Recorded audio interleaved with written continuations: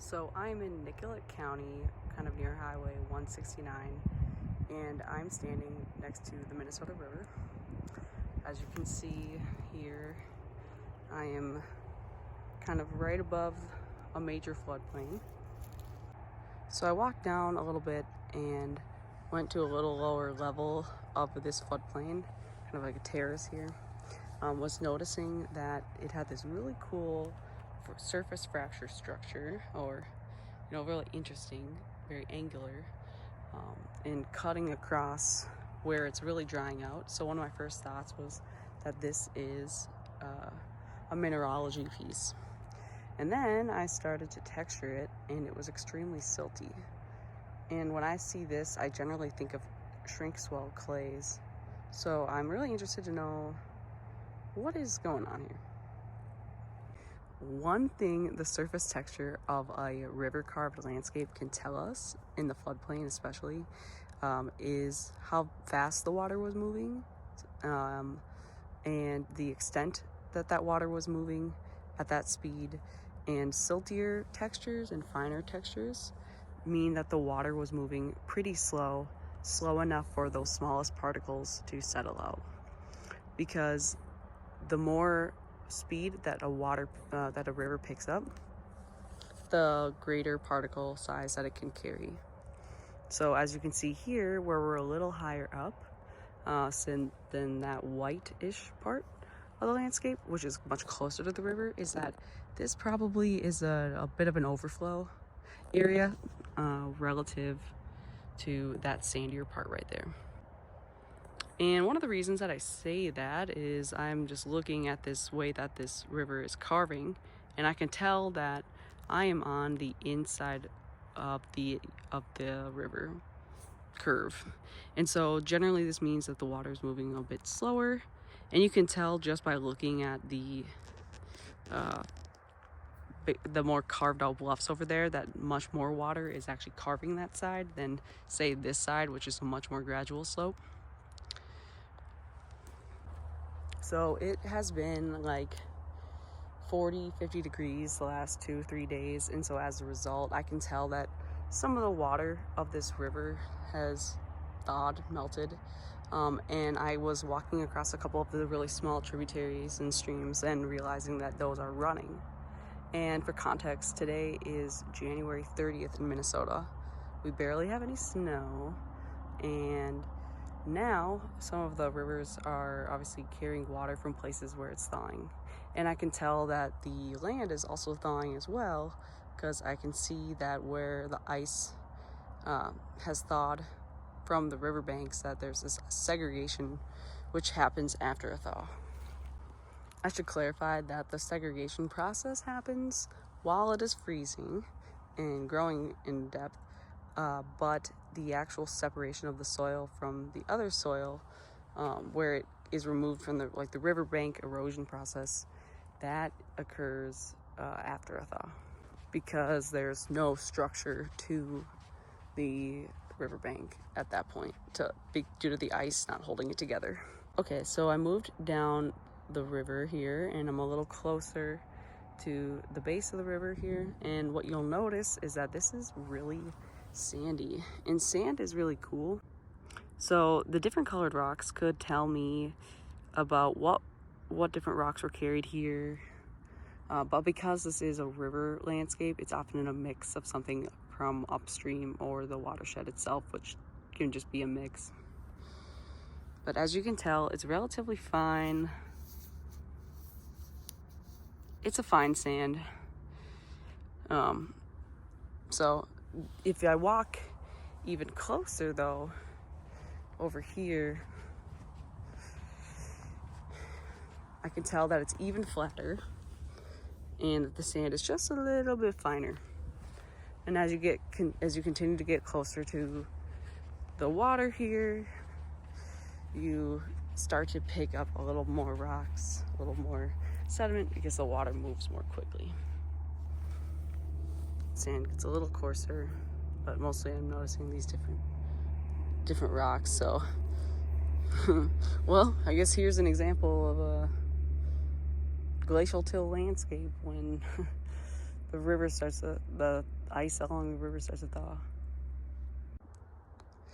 So in the process of a river carving a landscape, over time the river will widen, especially as more water enters the stream, which is likely happening with climate change increasing the severity of rainstorms and means peak flow of the rivers, which means that they have more water and they carve more of the landscape. And what I was noticing as I was walking along here was, all these trees that are down. And so as a result of this riverbank eroding, which is a natural process, but is also being further sped up by humans through climate change, the sediment from the riverbank washes out, which is why you see those darker patches down there. And then the trees, which are deeply rooted, tend to eventually give way when there's very little soil left to support them. So the area I was standing in, as you kind of see right over there, that is in the direct floodplain. And now I'm in a little bit of a larger floodplain, so a bit of an older landscape than what is down there, more recently carved. And I can tell that this was also once the landscape height, or the height in the landscape of this river, that this was a terrace of the river itself. And that's because it's extremely flat over there, and it actually gets flatter. And as a result, this is an older part of the landscape. Also note that the trees look like they're kind of sunken in, and that's because wet soil is weak. And as a result, trees sink in when this part of the landscape floods, which is a little less frequently than this part. Also, remember how I had said that the trees falling over next to the riverbank are signs that the riverbank is eroding? Well, here's a good piece of evidence that that is true. If you look at the other side, there's tons of trees that fall as the riverbank's eroding. Okay, so I am standing a little further away from the river at this point, so a little higher on the terrace. And I'm noticing that there's that larger water body over there, which has begun to drain. You can see through here, this channel, to the larger river. So water is running on January 30th, 2025. And to be honest, I actually, unpopular opinion, or popular, I really love the way that a meandering river carves up a landscape. I think it is a very beautiful process, and it's really cool to see soil, but then also just the free flowing of water, the free flowing of the land, especially by such a dynamic feature of the landscape, which is a river. Okay, so as you can see, now I am standing even further up away from the river, so even older part of the landscape, and or relatively unimpacted by flooding. Notice how the vegetation has changed here. Now it's becoming much more woody, and so vegetation actually can stand here. It's not constantly being eroded by water or extremely flooded, except for in that little pocket over there, in that little depression over there. But you'll notice that the vegetation is more shrubby, more woody, more lianas, and a much more cover on the ground with the leaves here, and probably some green vegetation, but it's January 30th, so we don't have that. So in the little depression here, in between this area, between the banks of an old river terrace here, or how to describe it anyway, you can tell it's a little bit lower in the landscape. There's actually still a little bit of some snow accumulating here, and there's grassy, water-loving species here, or species that are more water tolerant, I should say, and fewer trees. And most trees can't really survive extreme flooding, and so as you can tell here, that because more water is here, that it favors certain species.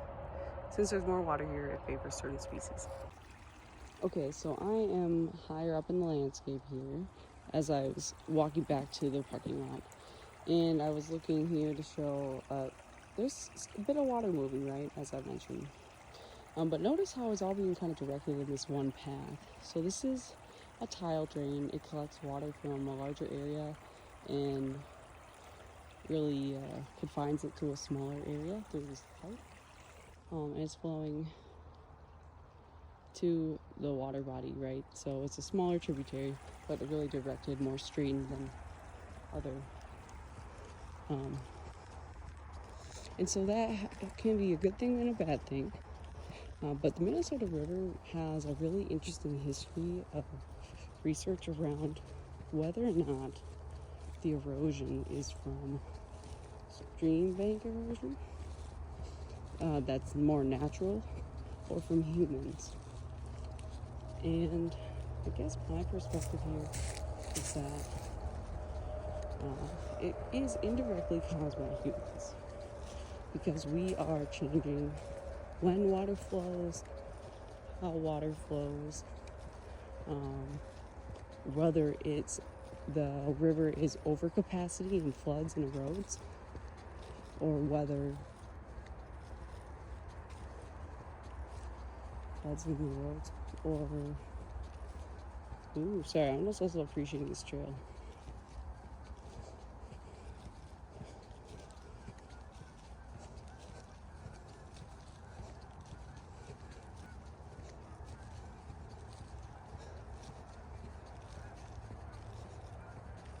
I just had this idea, like, what if I bought a little GoPro that was stabilized so that I could kind of walk on these paths and then talk about the landscape features there, the history, the vegetation, do a little veg ID, do a little reading the landscape live scenario.